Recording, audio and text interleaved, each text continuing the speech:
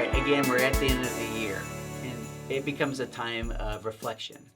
And for some of you, you start to look back over the last 10, 11 months, and you ask yourself, how did I do with my maintenance plan?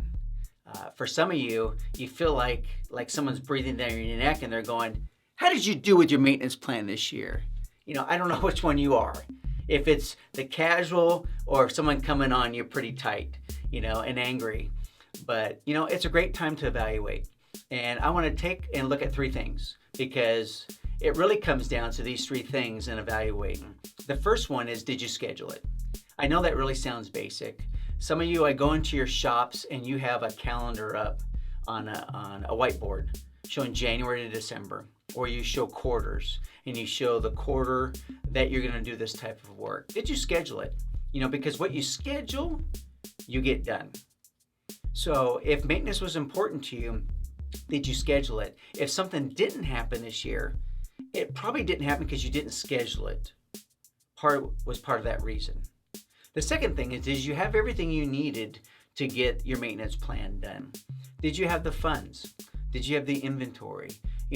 For some, you might have said, I did a really poor job of, I didn't have enough ballasts or lights on hand and we had to go over budget on this. Or, hey, we lost a motor. We didn't even think about budgeting a motor. Or you think about having some breakers. We've talked about having inventory on hand. Did I have the proper funds that allowed me to have inventory on hand? Did I have the proper funds because this was year 3 and requires this type of maintenance in year 3? It's year 5, requires this type of maintenance. Hey, I was supposed to do a major tear down. I didn't budget for that. The other thing is, did you have proper partnerships? You can have the funds and you can have the inventory, but maybe it's something you can't do. A lot of you are in one-man plants. A lot of you are doing a lot of it yourself. But did you have strategic partnerships? Did you have the right vendors in to help you support your mechanical, your plumbing, your lighting, your electrical, HVAC? Did you have the proper partnerships? The third thing is what did you do well? So often we're hard on ourselves, or our bosses are hard on us of what we didn't do. But what did you do well this year? Celebrate that. Take a moment.